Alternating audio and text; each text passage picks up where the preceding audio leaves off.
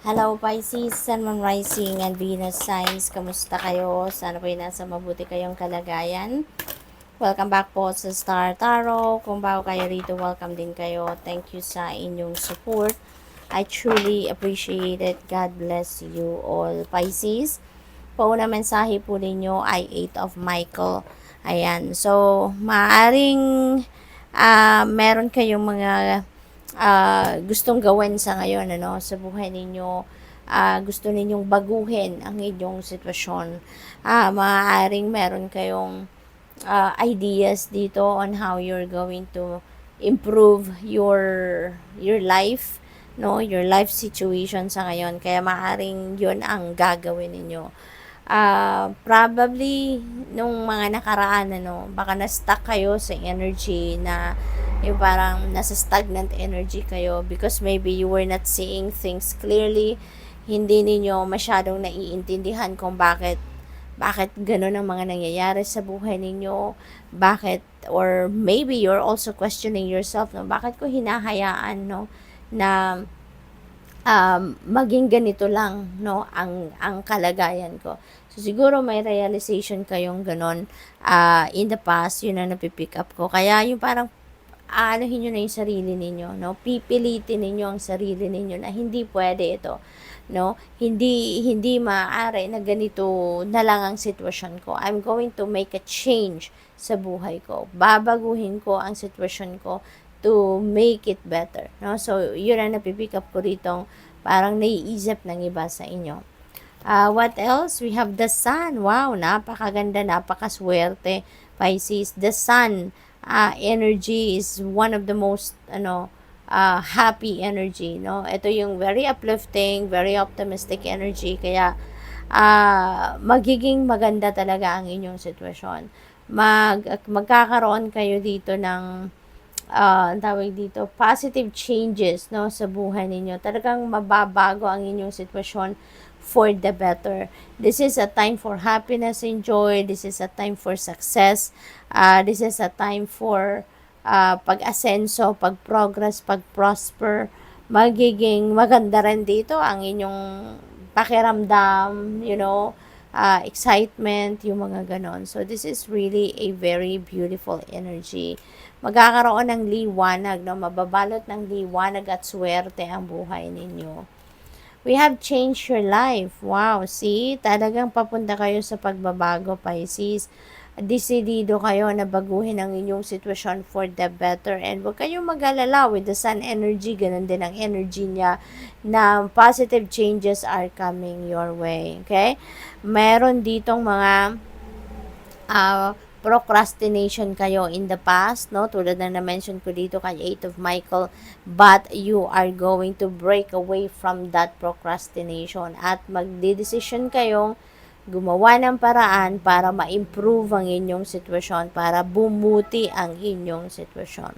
Okay? So, there are new opportunities coming your way dito and you are going to embrace those opportunities para na mabago ninyo ang inyong sitwasyon for the better. We have Ace of Ariel. Ayan, maswerte kayo. Napakaganda rin ng Ace of Ariel. This is a lucky day para sa'yo. Maswerte kayo sa ngayon, Pisces. Magiging maganda, no, ang inyong sitwasyon. Meron kayong bagong pagmumulan ng pera, meron kayong bagong pagmumulan ng oras ninyo, or baka merong ang tawag dito, makakatulong sa inyo, kaya magiging maluwag ang oras ninyo din. Someone is going to support you kung ano man ang inyong mga ginagawa. So, support in any way, might come your way, kaya napakaswerte rin ninyo sa ngayon. Maaaring meron kayong mga offers dito, no? Baka merong mga job promotion, meron kayong bagong role sa trabaho, maaaring meron ditong magraregalo din sa inyo ng pera, maaaring meron ditong magpapamana sa'yo. So, yung pera, no, na maaring dumating sa inyo could come from various sources, kaya napakaswerte ninyo, Pisces. Masyadong maulan sa ngayon, biglang lumakas ang ulan, Pisces, kaya sana po naririnig pa rin ninyo ng malinaw, no, yung boses ko. We have two of Michael. Ayan. So, two of Michael is decision making, no? Meron kayong desisyon na kailangan gawin pero parang nasa ano kayo ngayon? Nasa fork in the road energy na hindi kayo pa makapagdesisyon or hindi pa kayo nag-iisip na i-finalize na no yung inyong decision sa ngayon. So parang siguro nalilito pa kayo or maybe you want to maybe you want to research more, maaring gusto pa ninyong maghanap pa ng mas maraming ng mas maraming impormasyon para makapag-desisyon kayo ng mas maayos. So maybe also you are over-analyzing or maybe you are overthinking, no? Sa ngayon, kaya mas lalo kayong nalilito, mas lalo kayong naguguluhan. What else? We have 8 of Raphael. Ayan, there is something better waiting for you, no? Kaya kung ano man ang pupuntahan ninyo, whatever it is na you are planning to do next, no? There is something better there, no? Or baka yun na yun, yung mas mabuti ninyong gagawin. So, mahalaga na makikinig kayo sa inyong intuition. Makinig kayo sa gabay ng divine universe kasi it will always lead you to the right direction. It will always lead you to what is going to be best for you. Okay? Meron tayong dalawang 8, no? 8 of Michael at 8 of Raphael. So this is a beautiful energy. This is an angel number 88. So, I suggest pakitignan po ninyo ang ibig sabihin ng number 88 for more guidance. Okay, Pisces? Ito po yung number 8 resonates with infinity. It resonates with material and financial success.